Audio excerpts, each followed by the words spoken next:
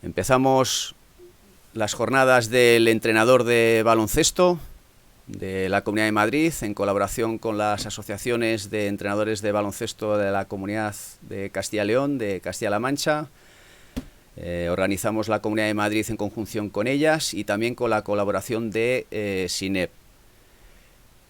Para empezar, tenemos el placer de dar comienzo con uno de los, digamos, entre comillas, causantes de esta situación actual de creación de la asociación, y damos paso a nuestro primer día del entrenador de baloncesto, a J. Cuspinera.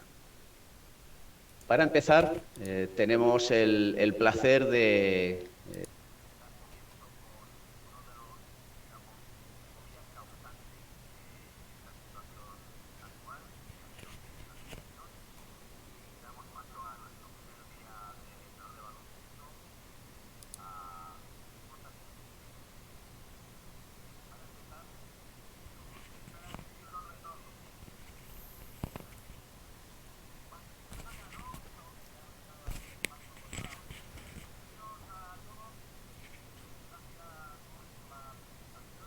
Y nada, voy a hablar un ratito. Ya sabéis que no me gusta dar recetas, voy a intentar haceros reflexionar, que es lo que de verdad me gusta a mí.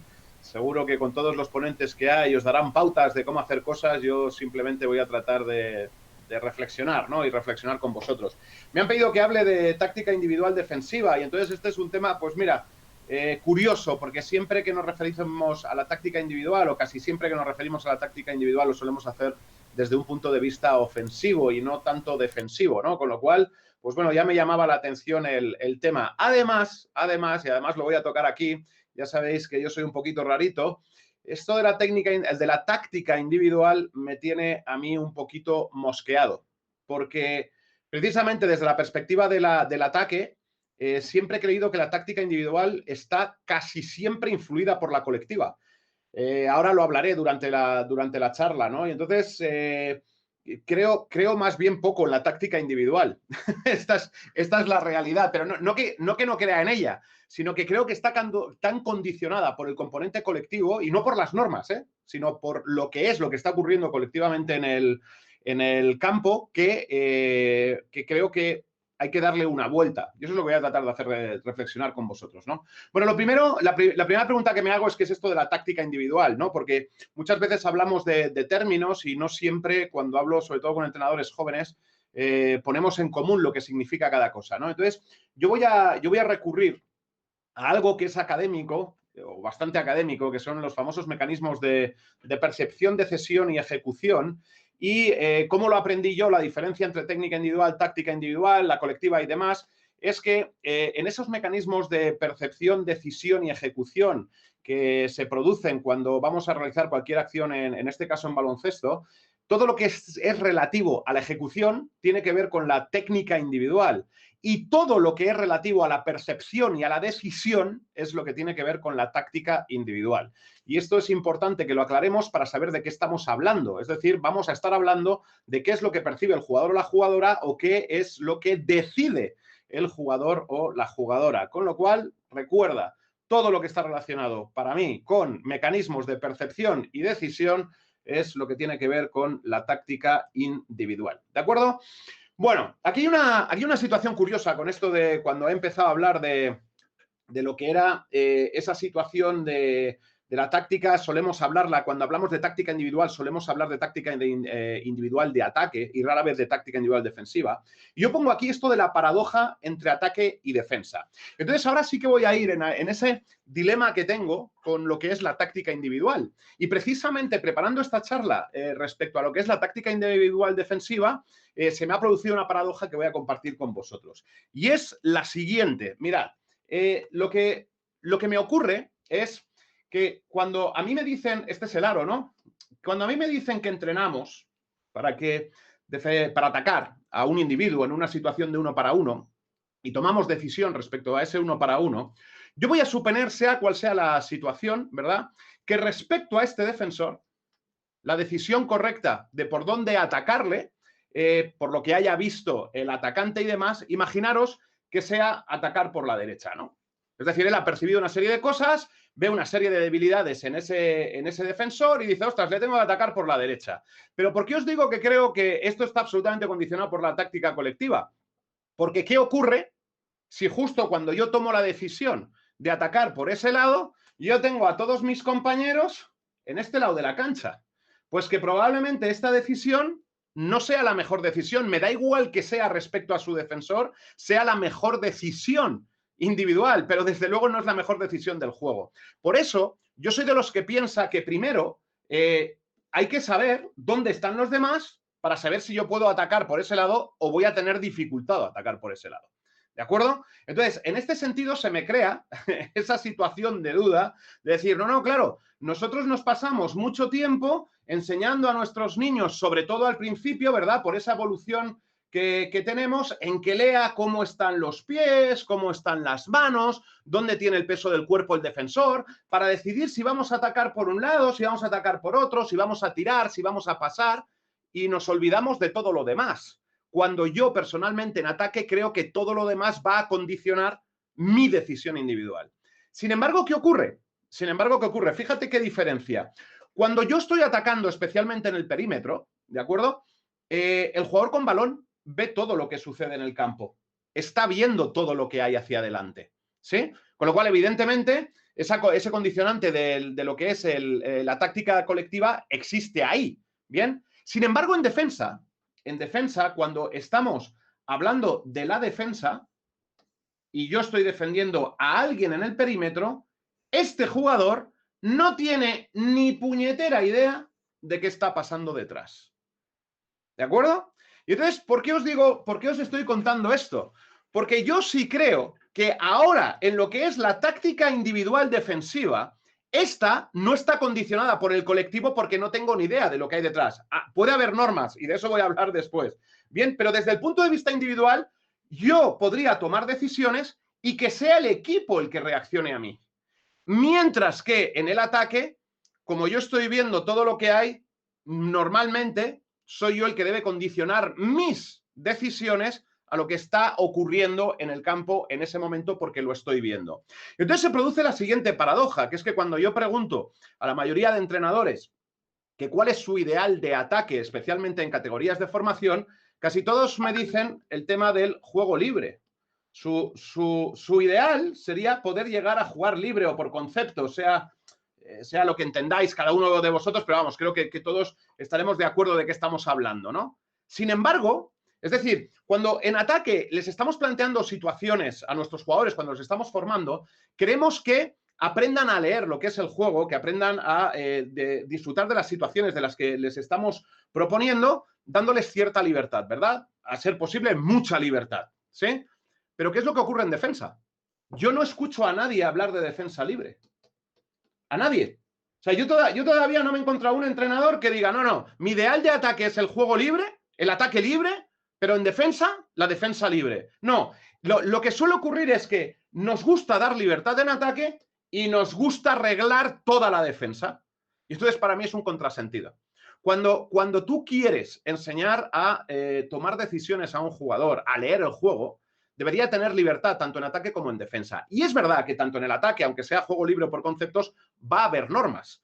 La historia es qué tipo de normas digamos que restringen mucho o que no restrinjan mucho son las que ponemos y es lo que va a diferenciar nuestro ataque de otros ataques, ¿sí? Pero en la defensa ocurre lo mismo. Sin embargo, ya os digo que hay una cierta tendencia a que en ataque dar mucha libertad y en defensa todo arreglado. Lo queremos tener absolutamente todo controlado como entrenadores, ¿no? Y esta es una paradoja, pues, que quiero compartir con vosotros porque va a condicionar parte de lo que es mi charla, ¿no? Lo primero que si queremos hablar de táctica individual defensiva es cuál es el objetivo de la defensa. Y ya sé que la mayoría, aquí no puedo interactuar con vosotros, ¿no? Más que luego al final, pero la mayoría me contestaríais que el evitar que el rival meta canasta, ¿no? Y a ser posible, oye, recuperarlo sin que llegue a tirar, ¿no? Claro, y eso está muy bien, es el objetivo último de la defensa, evitar que el rival meta canasta.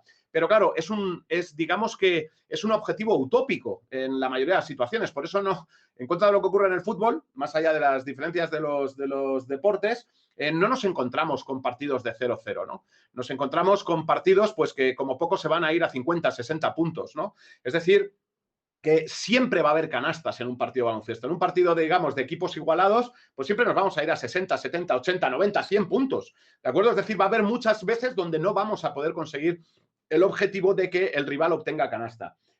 Entonces, en realidad, como ese fin último es un fin utópico porque no podemos conseguirlo siempre, yo me planteo un objetivo mucho más asequible, ¿no? Que es el hecho de, bueno, ¿qué puedo hacer yo para disminuir las probabilidades de que el equipo rival meta canasta, ¿no? Y en ese sentido, el objetivo, ¿cuál es? Para mí es sacar al rival de lo que son sus opciones habituales de anotación, ¿no? En el sentido de, si tú estás acostumbrado a tirar de 3, pues yo voy a tratar de que tú no tires de 3. Si tienes un buen porcentaje desde, yo qué sé, desde cerca del aro, pues voy a tratar que no tires cerca del aro, ¿no? Que tires más alejado. Es decir, te voy a sacar de tus situaciones habituales. Y estas pueden ser, en cuanto a distancia al aro, como pueden ser, si estás acostumbrado a acabar con tu derecha, voy a tratar de cerrarte tu derecha para que tengas que finalizar con tu izquierda. Es decir, te estoy sacando de lo que para ti es teóricamente más fácil, con lo que obtienes más rendimiento, para ponerte en situaciones donde yo no voy a conseguir un 100% de veces que anotes canasta, sí, pero donde estoy reduciendo esa posibilidad de que anotes canasta. Y os podéis imaginar multitud de situaciones donde eso ocurre, ¿no? Entonces, con este fin en mente, ¿de acuerdo? La pregunta es cómo enseñamos táctica individual. Es decir, cómo enseñamos a percibir y a decidir. ¿Sí? Entonces, claro, lo primero que se me ocurre es, yo enseño táctica individual dejando al niño tomar decisiones. ¿Qué quiero decir con esto? Que si yo no dejo al niño o a la niña tomar decisiones suyas, no impuestas por mí, no estoy enseñando táctica individual. ¿Qué es lo que va a ocurrir? Que siempre va a haber normas. Es lo que os decía, pues habrá entrenadores que tengan pocas o habrá entrenadores que tengan muchas en función de la complejidad que quieran de su juego. Pero dentro de las normas que vais a estar poniendo, debería haber un margen, mayor o menor, en función de cómo seáis como entrenadores, para dejar posibilidades de decisión a los jugadores o a las jugadoras. Siempre que hable de jugadores me estoy refiriendo también a jugadoras, ¿no? Para ello, lo primero es que el niño tiene que percibir. Si no percibe, va a decidir aleatoriamente. Entonces, yo tengo que poner situaciones de juego donde yo obligue al niño a estar percibiendo. Y hay multitud de formas de cómo poner esas situaciones del juego en las que el niño aprenda a percibir, pero desde luego, de la repetición de situaciones en el juego, el niño aprende a percibir si encima lo orientamos en algo que voy a comentar posteriormente, que es cómo inducirlos a percibir, cómo sé yo que está percibiendo, ¿no? Y entonces, en esto, os comentaba que tiene que haber un equilibrio entre las normas y la iniciativa que dejamos, ¿de acuerdo? ¿Cómo quieres ser tú o cómo quieres tener tú al equipo controlado, ¿no? Aquí, yo con el tiempo he sido un entrenador que he querido tener muchas cosas controladas y poco a poco me voy desapegando de quererlo controlar todo. Es decir, hay cosas que quiero tener bajo mi control, sin ninguna duda, pero poco a poco me doy dando cuenta que el juego es más de ellos que de nosotros, ¿no? Es de nosotros ponemos, digamos, que son las circunstancias o el ambiente que nos gusta para que ellos puedan tomar decisiones con las que de verdad desarrollar un juego que sea acorde a lo que yo quiero como entrenador, ¿no? Y entonces, la gran pregunta es cuando yo les pongo en situaciones, es cómo corrijo la táctica individual. ¿Cómo sé yo que el niño está percibiendo? ¿Y cómo sé yo por qué ha decidido algo? Y aquí claramente la respuesta es a través de la pregunta. Preguntando. Si un niño o una niña ha decidido hacer algo, yo para saber qué ha percibido es tan sencillo como preguntarle, ¿qué has visto? Y que el niño o la niña responda. Y entonces comparar si lo que él ha visto y lo que tú has visto coinciden. ¿De acuerdo? Si coinciden, ya sabes que el niño ha visto lo que ha ocurrido. Muchas veces el niño o niña te va a decir que no sabe lo que ha visto. Tu tentación va a ser darle la respuesta de lo que ha ocurrido. No te servirá. Porque si yo te pregunto qué has visto, tú dices que no lo sabes. Si yo te digo, mira, lo que ha ocurrido es esto, no te ayudo en el sentido de que te da una información como podía haber sido otra. De hecho, me la podía haber inventado. ¿Sí? Entonces, yo suelo recurrir al hecho de decir, yo pregunto, si no coincide o él no sabe lo que ha visto, no sabe qué es lo que ha ocurrido, ¿qué hago? Vuelvo a hacerle jugar. Vuelvo a ponerle la misma situación o una situación parecida. Y cuando ha terminado la acción, le vuelvo a preguntar, ¿qué has visto? Claro, la segunda vez es posible que me vuelva a decir, pues no sé lo que he visto. O que haya visto, porque no ha fijado la atención en aquello en lo que yo quiero que esté fijando la atención, precisamente sobre lo que estamos trabajando, pues que dé una respuesta distinta a lo que yo estoy buscando, ¿no? Imagínate que yo quiero que esté fijándose en cómo reacciona el defensor y él se ha fijado en qué es lo que estaba haciendo un compañero en la grada, ¿no? Por poner un ejemplo extremo, ¿sí? Bueno, pues la pregunta sería, ¿qué es lo que ha hecho tu compañero? ¿Qué es lo que ha hecho tu compañero en defensa? Ah, ostras, no lo sé. ¿Qué es lo que ocurre cuando tú pones la misma situación y repites la misma pregunta sin dar la solución varias veces? Que inmediatamente el niño o la niña se encuentra en esa situación de decir, ostras, este siempre me pregunta lo mismo. Entonces, como siente cierta vergüenza por no saber cuál es la respuesta, ¿qué es lo que empieza a hacer? Empieza a focalizar en aquello en lo que tú le estás preguntando. Es decir, si tú le preguntas 2 veces seguidas qué es lo que ha hecho el defensor cuando él ha jugado un 1 para 1 y te responde que no sabe, o te responde con cosas que no han ocurrido y tú dices, no, eso no es lo que ha ocurrido, ¿qué es lo que empieza a hacer? Empieza a restringir la atención que tiene en otras cosas y empieza a focalizar en aquellas cosas que tú le estás preguntando. Entonces, normalmente es así como yo trato de entrenar a los jugadores para percibir determinadas situaciones, que es preguntando sobre aquello que yo quiero que ponga el foco. Y una vez que el niño responde con efectivamente lo que ha ocurrido, entonces ahora lo que le pregunto es, muy bien, ¿y qué has hecho tú? Que por cierto os va a sorprender la cantidad de veces que les vais a preguntar que qué han hecho y que no saben lo que han hecho. Otra vez, pueden llegar a percibir a veces qué es lo que está haciendo el rival, ¿sí? Y a veces ni siquiera perciben lo que han hecho ellos. Entonces, este mecanismo de percepción es tremendamente importante. De él depende el que luego se tomen decisiones con criterio, ¿de acuerdo? O enfocadas a algo o a un fin último que nosotros queremos conseguir. Con lo cual, vuelve a ser importante otra vez que preguntar. Preguntar. No es darle la solución, es preguntarle qué es lo que has hecho. Ostras, no lo sé. Y de verdad, creedme, os va a sorprender la cantidad de veces que le preguntáis a un jugador qué es lo que ha hecho y no sabe lo que ha hecho. Muchas veces, ante la vergüenza de no saber lo que ha hecho, os va a contestar aleatoriamente con cosas que no han ocurrido. Ahí es donde vosotros tenéis que estar alerta. ¿Para qué? Para decirle, esto no es lo que ha ocurrido. Y otra vez, en vez de decirle qué es lo que ha hecho, oye, vamos a volver a jugar y te voy a volver a hacer la misma pregunta. ¿Qué es lo que has hecho? Solo te voy a pedir que me digas qué es lo que has hecho. ¿Para qué? Para que una vez que él me diga qué es lo que ha hecho, entonces preguntarle por qué o para qué lo ha hecho. ¿Sí? Entonces aquí es donde entra el equilibrio entre esa situación de las normas, donde tú probablemente le vayas dando normas o más que normas, le puedas dar alternativas. Es decir, si tú como entrenador, que seguro sabes cómo solucionar determinadas situaciones, tienes 3 o 4 soluciones, una forma de enseñar es proponerle en el tiempo, ¿de acuerdo? Acabar en un tiempo determinado proponiéndole varias alternativas. Y sobre esas alternativas que él vaya eligiendo cuál cree que se adapta mejor a cada situación en cada momento.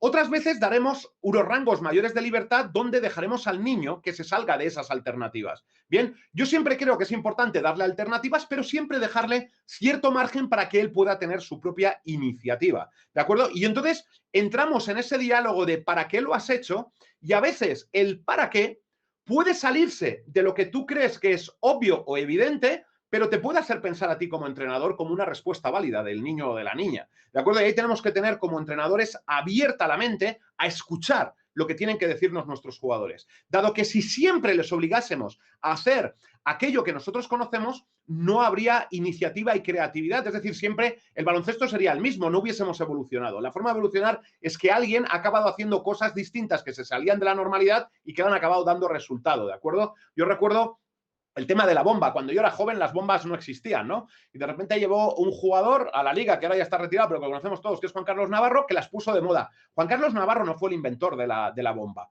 ¿de acuerdo? Pero sí fue el jugador que, digamos, que la hizo pública a lo que era el mundo del baloncesto en general aquí en España. Seguro que alguien me corrige y me dirá que hubo alguno anterior. Para mí fue él, claramente, ¿no? Entonces pasamos de una situación donde nadie enseñaba a realizar bombas porque era un elemento que no existía, ¿de acuerdo? ¿A qué? A que ahora todos los entrenadores enseñamos a hacer bombas, ¿vale? ¿Y eso qué es? Pues que él encontró una forma de rebasar defensores, cambió lo que es su forma de finalizar, cambiando lo que era su decisión sobre cómo finalizar una acción, en este caso una penetración. Probablemente hubo entrenadores, probablemente digo, que le dijeran qué estaba haciendo, pero hubo algún entrenador o algunos entrenadores que le permitieron hacer ese gesto. Que se lo permitieron es evidente porque al final acabó sacando tremendo rendimiento de eso y acabó quedando pues un movimiento que ahora entrenamos todos, ¿de acuerdo? Entonces, otra vez, el equilibrio que tiene que haber entre lo que son nuestras normas, las alternativas y la cierta libertad que le podemos dejar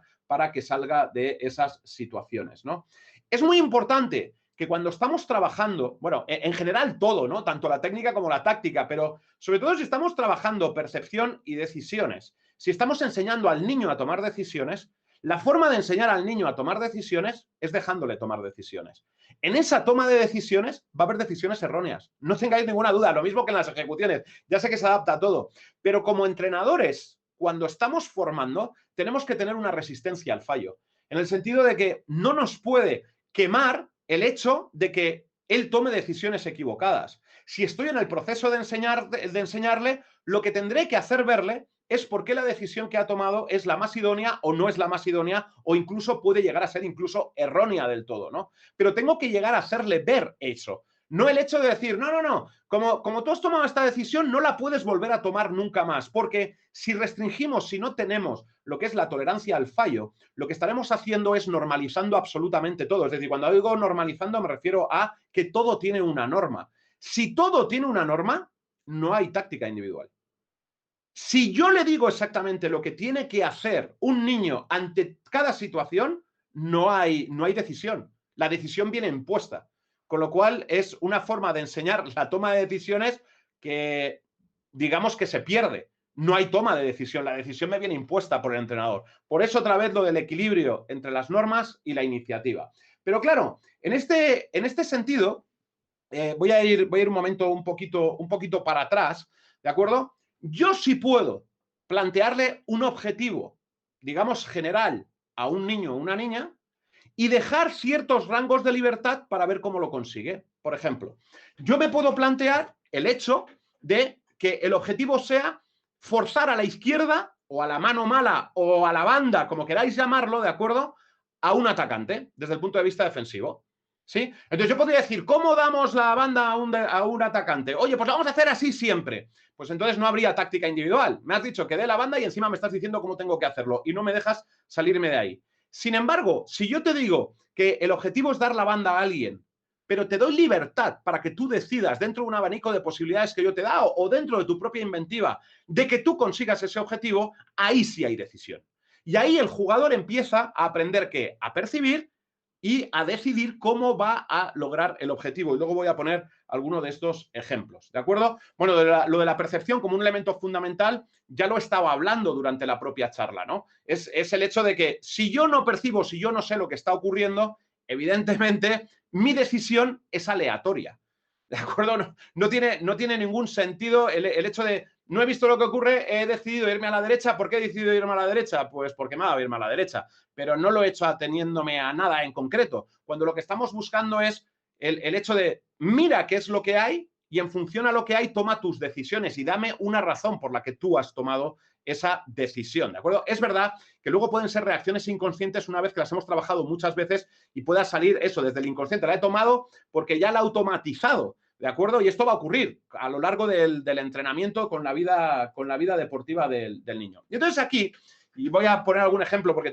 sé que tengo poco tiempo de charla, está el juego del perro y el gato, ¿de acuerdo? La defensa y el ataque es un juego de perro y gato. Y entonces, hace 2 días escasamente, daba una charla y era una charla que estaba relacionado con esto, ¿no? Y estábamos con esto de dar la banda, de cómo mandamos no dar la banda, o sea, dar un lado, cómo mandamos a alguien a un lado. Entonces, hay una cosa muy curiosa, ¿no? Porque ocurría lo siguiente, que la mayoría de entrenadores, ¿vale?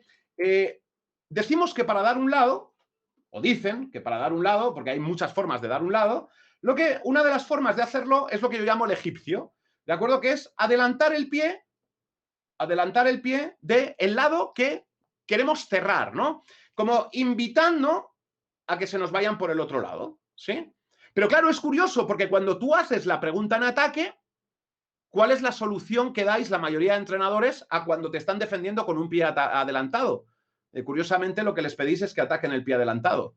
Yo no es que crea en esto, además tengo un gran debate sobre esto, ¿no? Yo soy de los que piensa que hay que enseñar a atacar los dos pies y que no es verdad que haya que atacar siempre el pie adelantado. Para mí no es verdad. Primero porque estoy condicionando por dónde están colocados mis compañeros, como os he dicho al principio, pero es que además tengo razones de cómo se defiende para creer que es más efectivo muchas veces atacar el pie atrasado, ¿no? Pero bueno, esto es otro debate. A lo que quiero ir es a esa dicotomía, ¿no? O sea, tú le enseñas al niño que para dar un lado tiene que adelantar el pie contrario al lado al que quieres mandarlo, pero le estás diciendo en ataque que lo que tiene que hacer es atacar el pie adelantado, ¿no? Entonces digo, vale, voy a suponer que además esto ocurre, que la mayoría de entrenadores actuamos igual, y en este caso suele ser el caso, ¿no? Digo, leches, si todos enseñamos que hay que atacar el pie adelantado y decimos que para enviar a un lado tenemos que adelantar el pie contrario, ¿qué le estamos invitando a hacer? Le estamos invitando a rompernos por el lado por el que no queremos que se nos rompa.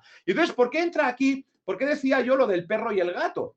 Lo del perro y el gato. Porque yo, en realidad, yo tengo una serie de herramientas, pero lo que tengo que ver constantemente es cómo reacciona mi par a aquello que yo le estoy planteando. Es decir, en este caso, el objetivo último, vamos a suponer que es mandar a alguien a la izquierda. ¿Sí? Si yo durante el partido le adelanto el pie derecho y las dos veces que le he adelantado el pie derecho me ataca a la izquierda, ¿qué empiezo a pensar? Uy, él me ataca ¿qué? El pie adelantado. Luego, ¿qué es lo que debería hacer yo para conseguir mi objetivo? Ya sé que iré en contra de eso que me han enseñado, pero esta es la táctica individual para conseguir el objetivo último. Pues que lo que debería hacer, si estoy viendo que su reacción siempre es atacar el pie adelantado, si quiero que se vaya a la izquierda, es eliminar esta posición de pies para cambiarla por la que me permite la que él haga que se vaya por el lado que yo quiero que vaya. ¿De acuerdo? Entonces, esto es lo que yo llamo el perro y el gato. Creemos que el ataque va a reaccionar siempre como nosotros o como a nosotros nos han enseñado que reaccione, pero no sabemos cómo lo va a hacer. Y de lo que se trata es de percibir qué es lo que está haciendo mi rival para que yo tome decisiones que me permitan cumplir con el objetivo último.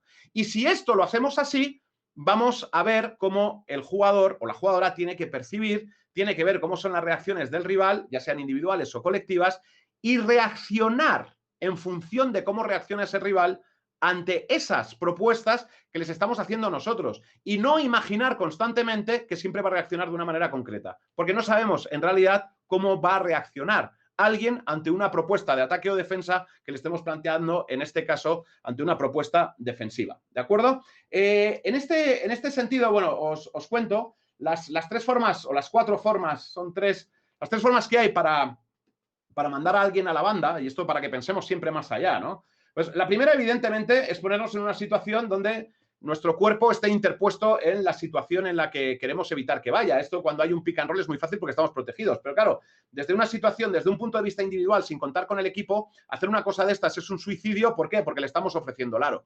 ¿De acuerdo? Salvo que tengamos defensas de equipo preparadas precisamente para protegernos de eso, ¿no? O en esa propuesta que os decía yo de defensa libre, que como los demás estamos viendo qué es lo que hace el del balón, que si él decide dar la banda, pues que sepamos que nos vamos a tener que meter para ayudar, es decir, que estemos reaccionando a lo que hace un compañero, ¿no? Pero esto es una propuesta ya más allá. La otra forma, cuando no queremos ser tan escandalosos en esa situación, es, bueno, la que acabamos de mencionar, que sería la de adelantar un pie con respecto a otro, que si la mezclamos con esta de dar la banda, pues a veces el hecho de juntarnos en un determinado lado, es decir, que los pies en vez de en paralelo estén un poco diagonales, pues evidentemente invitan a alguien a ir en una tendencia más hacia un lado que hacia otro. Con lo cual, la posición de nuestros pies va a determinar, más allá de la acción de perro y gato, hacia dónde queremos mandar a un jugador. La otra es que si queremos, más allá que solo la posición de nuestros pies, va a influir también la posición de nuestro cuerpo. Es decir, ante una posición de alguien que ataca, mantener esta situación de pies, digamos, justo enfrente de él, a lo mejor le hace indicar que tiene que ir por un lado en lugar de otro, ¿de acuerdo? Pero desde luego, si ahora lo que hago es modificar la posición del cuerpo, además de la posición de pies, es decir, que potencio lo que yo creo que va a provocar mi posición de pies con la posición corporal, y ahora me voy a ir a un extremo. ¿De acuerdo? Yo tengo aquí al jugador. Si ahora me pongo con esa posición de pies, pero encima lo hago en su hombro, en este caso derecho, pues ya no solo es la posición de pies, sino que mi posición corporal respecto al atacante le va a invitar mucho más a irse por el lado izquierdo. ¿De acuerdo? Y la última y la tercera, con las que yo trabajo, es con la utilización de las manos. Cuando un jugador tiene el balón en el centro, ¿de acuerdo? Una forma de invitarle, esto soy yo defendiendo y yo tengo mis manitas, ¿de acuerdo? Una forma de invitarle a que se vaya por un lado es obligarle a tener el balón en ese lado en el que yo quiero que tenga preferencia para salir. Es decir, si yo quiero que salga por la izquierda, ¿qué me interesa? Que esconda el balón en la mano izquierda. ¿Cómo consigo que esconda el balón en la mano izquierda? Normalmente, y salvo que entremos en ese juego de perro y gato, si yo ataco el balón en esta dirección, en esta trayectoria, con un gesto de mano, de barrido, ¿de acuerdo? Normalmente la reacción natural del ataque es la de esconder el balón en el lado contrario.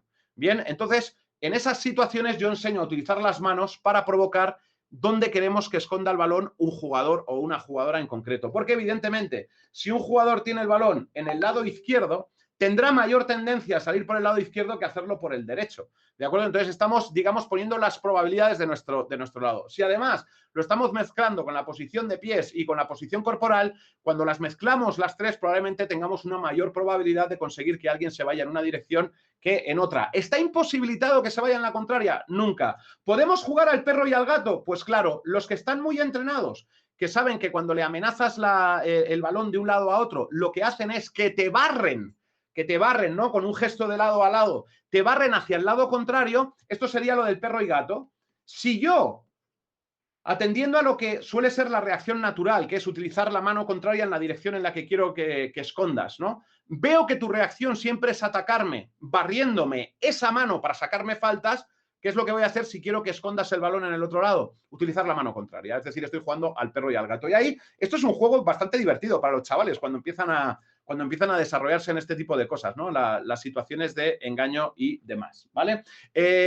Moy, sé que voy llegando, tú me avisas cuando quieres que empiece con el turno de preguntas, ¿de acuerdo? Voy a poner dos situaciones típicas. Este es el ejemplo del egipcio que os he contado. El egipcio es lo de tener un pie adelantado sobre el otro, ¿de acuerdo? Pero hay otros ejemplos donde podéis jugar con la táctica individual. Mirad, ejemplos que se me ocurren para jugar con la táctica individual, por ejemplo, es, imaginaros, el tema de las distancias. Para mí es importante, ¿no? Tú le pides a un jugador que presione el balón.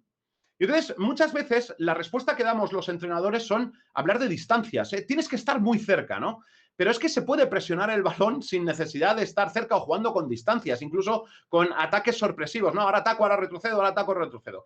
Que el jugador o la jugadora aprenda en base a su percepción, en base a las características propias de sus habilidades físicas, a respetar determinadas distancias para presionar más o para presionar menos, es algo importantísimo en el baloncesto.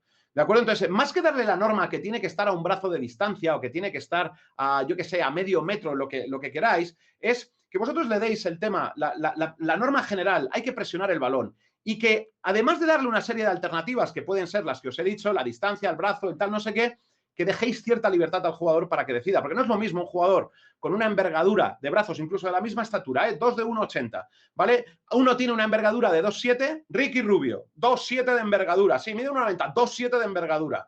Tiene unos brazos que llegan a todos lados, una velocidad gestual que es absolutamente impresionante, ¿no? ¿De acuerdo? O otro, imaginaros, ¿no? Yo me acuerdo de mi época de deportes con Arnaldo, que tiene los bracitos cortitos, que no llega mucho. Pues evidentemente uno y otro no tienen que mantener las mismas distancias para poder presionar al balón. Entonces es importante que cada uno descubra dónde está su distancia, dónde puede presionar, dónde puede contener. No siempre queremos presionar, esta es otra, ¿no? No siempre hay que presionar.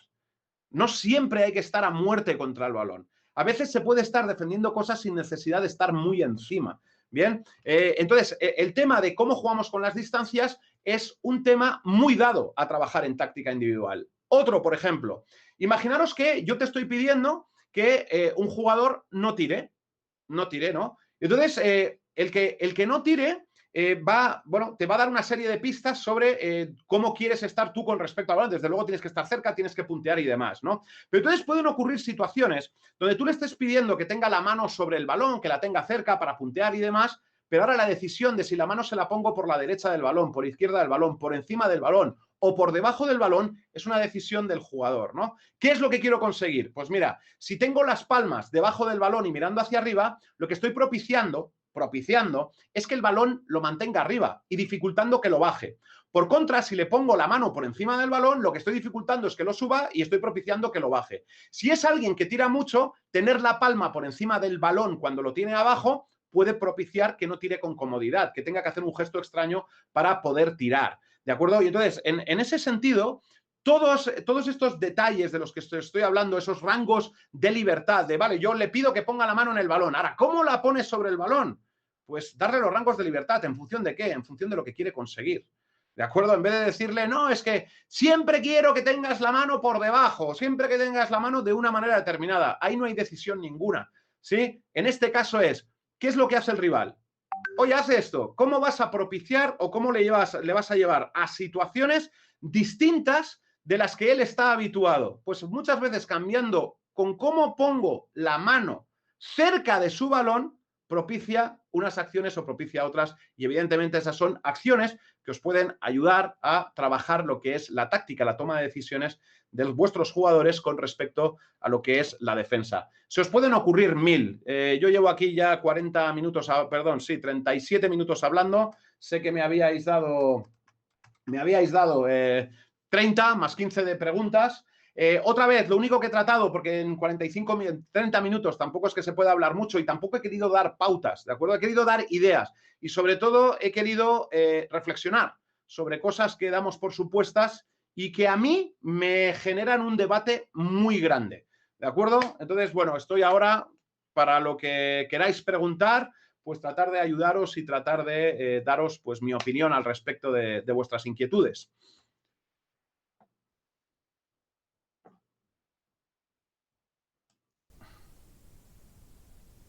Moy, ¿me escuchas? Sí, Jota. Te traslado una pregunta de Davor Vale, yo no te Matkovic. digo a ti, voy a tener que poner, espera, que voy a poner el vídeo aquí, a ver si te escucho.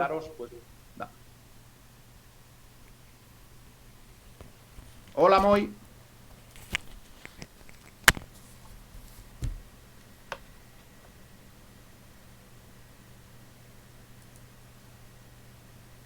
Sí, Jota. Si puedes leer Ahora. la pregunta de Davor, la tienes, te la he pasado por mensaje. Davor En Matkovic. mensaje en WhatsApp. Vale, perfecto, venga, Davor. ¿Por qué deberíamos mandar a alguien por un lado u otro en las categorías inferiores hablando de defensa? No tienes por qué hacerlo. Si tú no quieres, no lo hagas. Si quieres hacerlo, hazlo. ¿Por qué debería en categorías inferiores? Porque se lo va a encontrar arriba. Entonces va a haber un momento donde tú lo tienes que enseñar.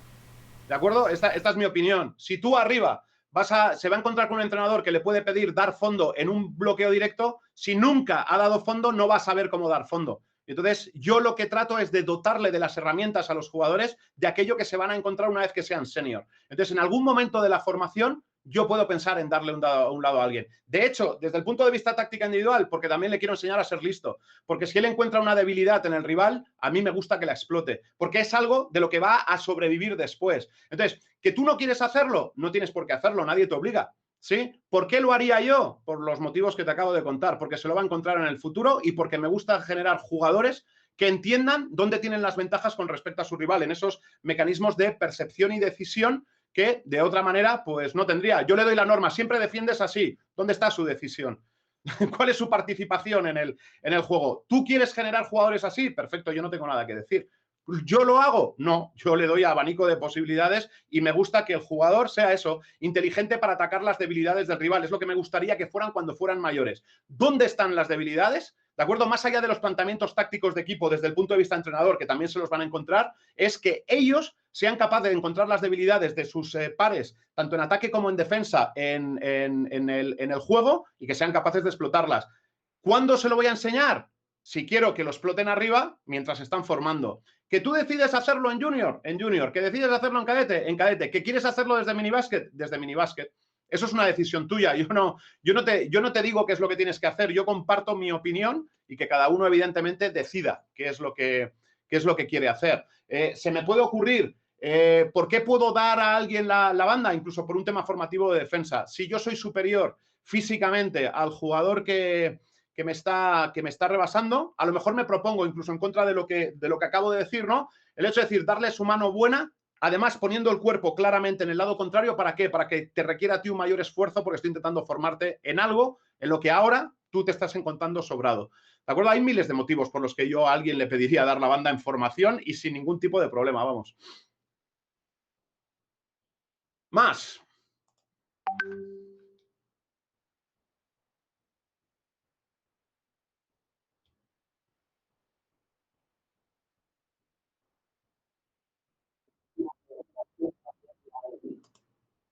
Vale. En la línea del concepto del perro y el gato y las distancias, respecto al posicionamiento del cuerpo ante el atacante, ¿apuestas por posicionarnos con la cabeza en el pecho del defensor, en el balón o en el término del hombro? En función de lo que quieras, Javier. Es que esto es precisamente lo que estaba tratando de explicar, ¿no? ¿Qué es lo que buscas? Ya no solo como entrenador, sino aquello que quieres enseñar.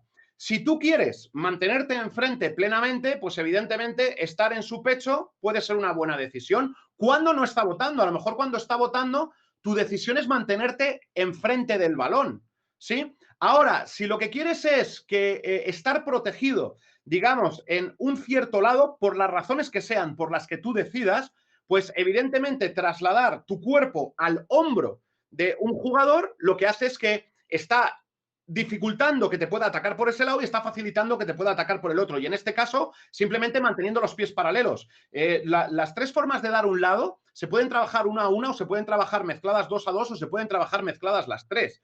¿De acuerdo? En este sentido, ¿qué es lo que buscas? Aquí la gran pregunta siempre es, ¿qué buscas? Y en función de lo que buscas, tú vas a dar soluciones. ¿De acuerdo? Y habrá soluciones que son mejores o soluciones que son peores. Ese es el debate de la táctica individual. ¿Qué estoy buscando? ¿Cuál es mi objetivo? ¿Qué estoy percibiendo? ¿Y qué es lo que estoy decidiendo para hacer? Entonces, en este sentido, darte una respuesta de que si prefiero estar en el pecho, si prefiero estar en el hombro o si prefiero estar medio metro fuera del cuerpo del rival, pues depende de lo que esté buscando. Por ejemplo, una cosa que solemos hacer todos, ¿bien? El hecho de que cuando alguien penetra, lo que intentamos es mantener nuestro cuerpo entre el cuerpo del rival y el aro. Sin embargo, ¿eso qué hace? ¿Qué provoca? Algo que se entrena mucho, que es el jugar con el contacto y acabar con la mano más alejada después del contacto. Y hay jugadores que lo hacen. Con lo cual, ante eso, ante esa respuesta de efectividad de los jugadores que saben jugar con el contacto, porque tú mantienes tu cuerpo entre mi cuerpo y el aro, ¿qué es lo que proponemos a veces los entrenadores o algún entrenador? No le defiendas el cuerpo, defiéndele el hombro de tiro. ¿De acuerdo? Entonces, ¿ahora qué es? Ahora no es mantener mi cuerpo entre el cuerpo del rival y el aro cuando quiere acabar. Es que yo tengo que llegar a meter mi cuerpo en su hombro de tiro. Es decir, en esto que estás diciendo, ¿no? Normalmente lo estáis pensando con respecto a defender a alguien que va a arrancar y demás, pensarlo también en finalizaciones. ¿Sí? Ahora, ¿es una necesidad de un momento puntual de tu formación o de tu liga? Pues no lo sé. Desde luego, en la mía, en la senior, ya te digo que muchas veces cuando simplemente interponemos el cuerpo acaban en canasta porque la mayoría de los jugadores están acostumbrados. Entonces, tienes que buscar soluciones distintas. Tienes que buscar soluciones ¿con qué objetivo? Otra vez, con el de dificultar o poner las probabilidades del menor acierto posible de nuestro lado.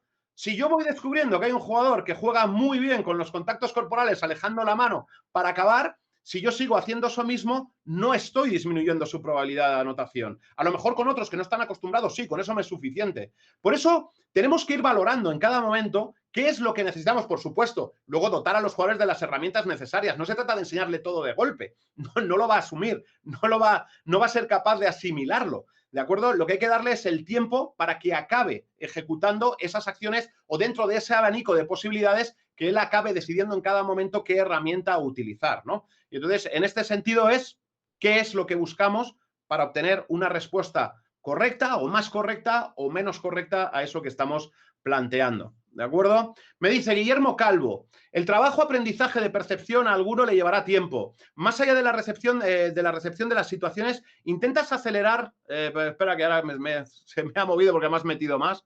Vale, aquí. Más allá de la recepción de las situaciones, ¿intentas acelerar el proceso en determinados casos? ¿Cómo? ¿En élite más que en formación? Es que esto de acelerar, hay muchas formas de enseñar. ¿De acuerdo? Mira, una forma, y esto son cada uno hace la que cree más conveniente, ¿no? Una forma es enseñar una cosa cada vez. Y entonces es dedicarle mucho tiempo a una cosa y cuando creemos que lo tiene más o menos dominado, sea lo que sea que signifique dominado para ti, pasamos a la siguiente. ¿Sí? Y entonces así vamos sumando, digamos, habilidades que en el cómputo general le acabarán dando las herramientas que yo creo que son necesarias.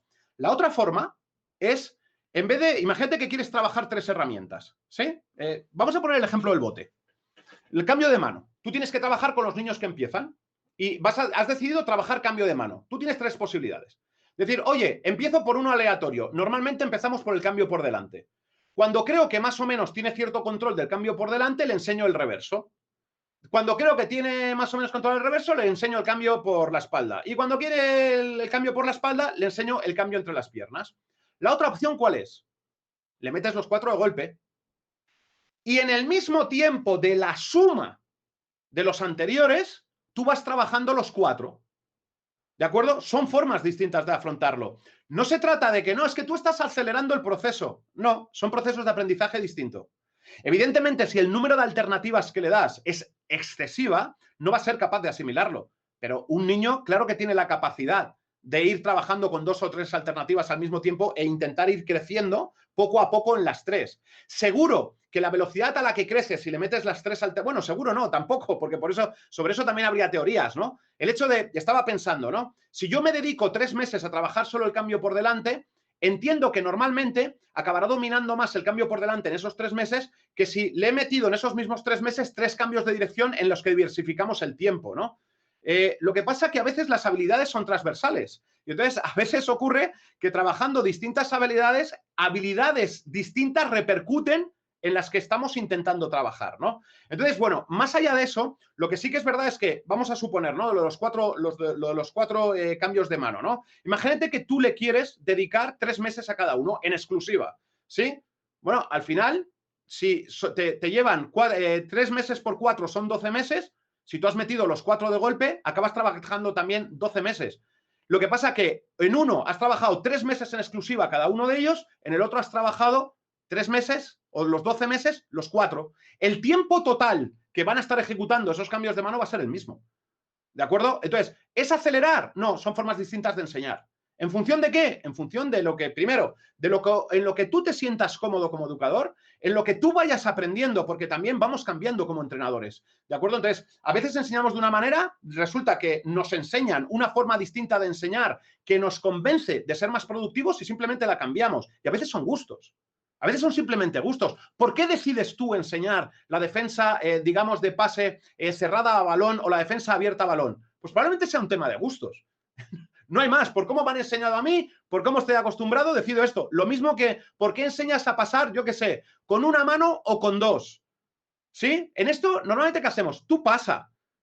Puede ser la decisión, tú pasa. Y entonces ir corrigiendo sobre lo que el niño hace. Habrá niños que lo lancen con 2 y habrá niños que lo lancen con una. Y yo voy corrigiendo sobre eso a cada uno. O obligo a todos a pasar de inicio con una mano o obligo a todos a pasar de inicio con 2. Son situaciones que te vas a encontrar donde tú tienes que ir decidiendo en función de muchos factores cómo quieres ir evolucionando con tu equipo. Sí que os diría de forma general que evidentemente lo que tenéis que tener en mente cuando estáis entrenando en formación es a qué producto queréis llegar, pero no a qué producto quiero llegar mañana. ¿A qué producto quiero llegar cuando ese jugador o esa jugadora desarrolle sus habilidades? ¿De acuerdo? Es decir, ¿a qué producto quiero llegar cuando esté en senior? ¿Sí? Los caminos son infinitos, es como lo de los caminos del Señor son inescrutables, ¿no? Son muchos, ¿sí? Lo que tienes que hacer es marcarte un objetivo y plantearte cómo lo vas a conseguir con, digamos, objetivos intermedios. ¿De acuerdo? Vale, no sé si hay más por ahí. Lurco Valeta dice, ¿también debemos ser flexibles en la toma de decisiones en táctica defensiva colectiva o eso va en contra del orden colectivo? Lurco, no lo sé.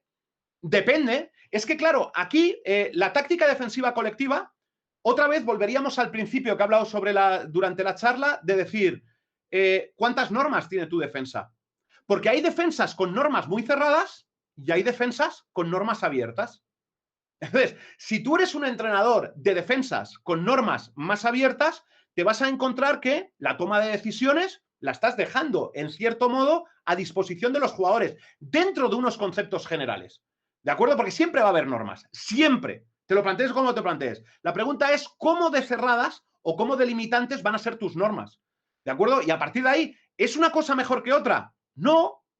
No, simplemente te estoy diciendo que tienes un abanico tú también de posibilidades, ¿sí? Entonces, no pienses que la táctica colectiva siempre tiene que ser cerrada. Hay grandísimos entrenadores que tienen tácticas colectivas que son más bien abiertas, ¿de acuerdo? Dentro de unas normas generales, ¿sí? Y otros que las tienen muy cerradas, ¿vale? Pues cada uno, yo recuerdo, y esto es real, recuerdo cuando estaban estudiantes con Pepo Hernández y con Carlos Jiménez, ¿de acuerdo? Con Ángel Goñi, que era el que propuso este tipo de cosas, en las que nosotros dábamos libertad a Carlos Jiménez para hacer lo que quisiera en defensa prácticamente. ¿Por qué?